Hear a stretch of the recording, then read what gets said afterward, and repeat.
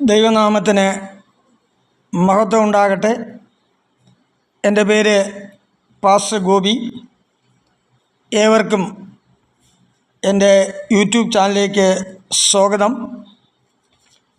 ഇന്നത്തെ ചിന്താവിഷയം വെളിപ്പാട് പുസ്തകം 1-ാമത്തെ അധ്യായം അതിൻ്റെ 9-ാമത്തെ വാക്യം. നിങ്ങളുടെ സഹോദരനും യേശുവിൻ്റെ കഷ്ടതയിലും രാജ്യത്തിലും സഹിഷ്ണുതയിലും കൂട്ടാളിയുമായ യോഹന്നാൻ എന്ന ഞാൻ ദൈവവചനവും യേശുവിൻ്റെ സാക്ഷ്യവും നിമിത്തം പത്മോസ് എന്ന ദ്വീപിൽ ആയിരുന്നു. ദൈവത്തിന് മഹത്വം ഉണ്ടാകട്ടെ.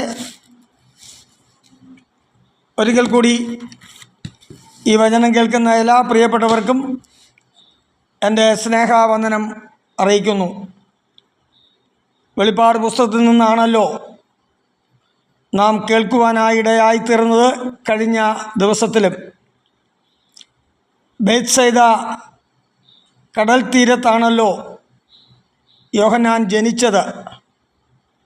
പഴയ നിയമത്തിൽ സംഖ്യാപുസ്തകം 34-ാമത്തെ അധ്യായം 12-ലും യോശുവയുടെ പുസ്തകം 12-ാം അധ്യായം 3-ലും ഉപ്പുകടൽ എന്ന് കാണാം.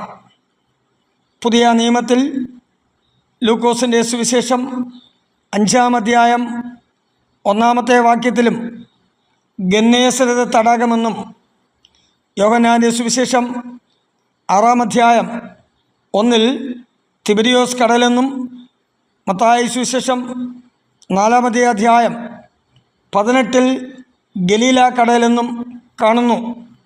ഈ കടൽ തീരത്താണ് യോഹന്നാൻ ജനിച്ചത്. ഈ പുസ്തകം ഏകദേശം AD 95-ലാണ് എഴുതിയത്. വെളിപ്പാട് പുസ്തകം രക്തസാക്ഷികൾ എരിഞ്ഞുകൊണ്ടിരുന്നപ്പോൾ എഴുതപ്പെട്ട പുസ്തകമാണ്. AD 64-നും 70-നും ഇടയ്ക്കുള്ള കാലഘട്ടത്തിൽ റോമൻ സാമ്രാജ്യം ഭരിച്ചിരുന്ന ചക്രവർത്തിയായ നീറോ ആയിരുന്നു. ഈ ചക്രവർത്തിയുടെ കാലഘട്ടത്തിലാണ് പത്രോസും പൗലൂസും രക്തസാക്ഷികളായി തീർന്നത്.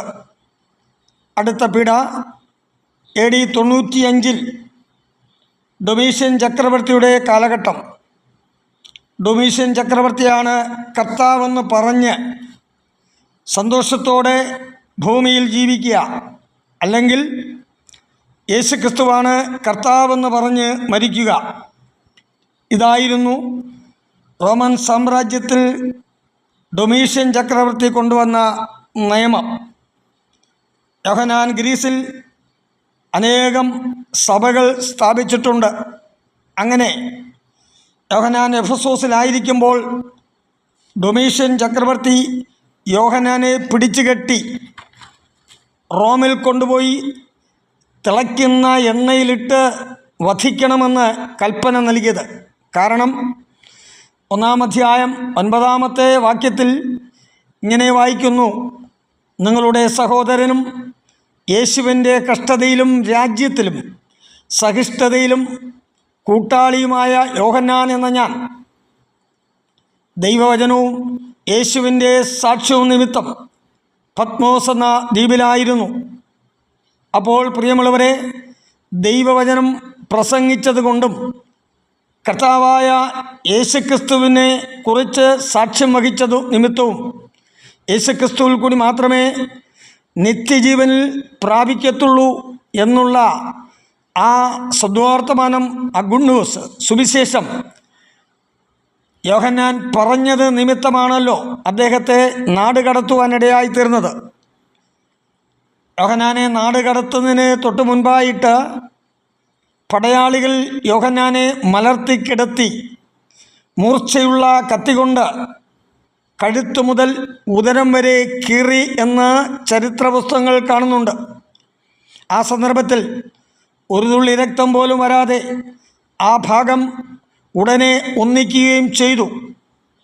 നാം അപ്പോസ്തലപ്രവൃത്തി 5-ാമത്തെ അധ്യായം 17 മുതൽ 23 വരെയുള്ള വേദഭാഗങ്ങൾ വായിക്കുമ്പോൾ അപ്പോസ്തലന്മാരെ പിടിച്ച് പൊതു തടവിലാക്കി രാത്രിയിൽ കർത്താവിൻ്റെ ദൂതൻ കാരാഗൃഹവാതിൽ തുറന്ന് അവരെ പുറത്തു കൊണ്ടുവന്നു. അവരെ ന്യായാധിപ സംഘത്തിന് മുമ്പിൽ കൊണ്ടുവരുവാൻ തടവിലേക്ക് ആളയച്ചു. സേവകർ അവിടെ ചെന്നപ്പോൾ അവരെ കാരാഗൃഹത്തിൽ കാണാതെ മടങ്ങി വന്നു.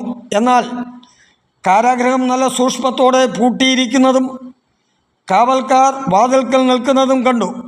പ്രിയമുള്ളവരെ, ഇവിടെ അപ്പോസ്തലന്മാരെ തേജോമയനായ ദൈവം, സർവശക്തനായ ദൈവം അവരെ അത്ഭുതകരമായിട്ട് വിടുവിച്ചതായിട്ട് നമുക്ക് കാണുവാൻ സാധിക്കുന്നുണ്ട്.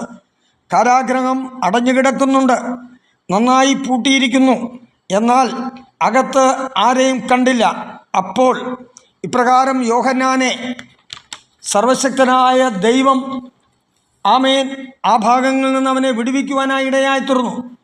തൻ്റെ ആ കഴുത്ത് മുതൽ വയറ് വരെ കത്തി കൊണ്ട് ഇങ്ങനെ നേരെ കീറുന്ന സന്ദർഭത്തിൽ ഒരു തുള്ളി രക്തം പോലും വരാതെ അവിടെ ഒന്നിക്കുവാനായി ഇടയായിരുന്നു. യോഹന്നാൻ ഇവിടെയും മരിക്കാത്തത് കൊണ്ട് യോഹന്നാനെ തിളപ്പിച്ച എണ്ണയിൽ ഇടുവാനായി ഇടയായിത്തീർന്നു. തിളച്ച എണ്ണ അതിങ്ങനെ തിളച്ച് മറിഞ്ഞുകൊണ്ടിരിക്കുന്ന വേളയിലും അവനെ യോഹന്നാനെ ആ എണ്ണയിലേക്കിടുന്ന വേളയിലും ചൂടിൻ്റെ ആ തീഷ്ണതയുടെ കാഠിന്യത്തെ സർവശക്തനായ ദൈവം മാറ്റി. ദൈവം അവിടെയും തനിക്ക് ഒരു കേടും വരാതവണ്ണം യോഹന്നാനെ സർവശക്തനായ ദൈവം സൂക്ഷിപ്പാനായിടയായി തീർന്നു എന്ന് നമുക്ക് ദൈവവചനത്തിലൂടെ മനസ്സിലാക്കാൻ സാധിക്കുന്നുണ്ട്. ആകയാൽ ഇന്ന് രാത്രിയിൽ ഈ നിമിഷത്തിൽ സർവശക്തനായ ദൈവം തൻ്റെ ഭക്തന്മാരെ വിടുവിക്കുന്ന ദൈവമാണ്. താമേ ദൈവത്തിൻ്റെ ആത്മാവിനാൽ ദൈവകൃപയിൽ നിൽക്കുന്നതായ വ്യക്തികളെ വിടുവിക്കുന്നവനാണ് സർവശക്തനായ ദൈവം. ആ ദൈവത്തിന് ഈ സമയം നമുക്ക് നന്ദി കരേറ്റാം. കർത്താവ് നമ്മെ ധാരാളമായി അനുഗ്രഹിച്ച് കാക്കുമാറാകട്ടെ. ആമേൻ. ഇതിൻ്റെ അടുത്ത ഒരു പാർട്ട് ഉടനടി തന്നെ ഉണ്ടായിരിക്കുന്നതായിരിക്കും. ദൈവം എല്ലാവരെയും അനുഗ്രഹിക്കട്ടെ. God bless you.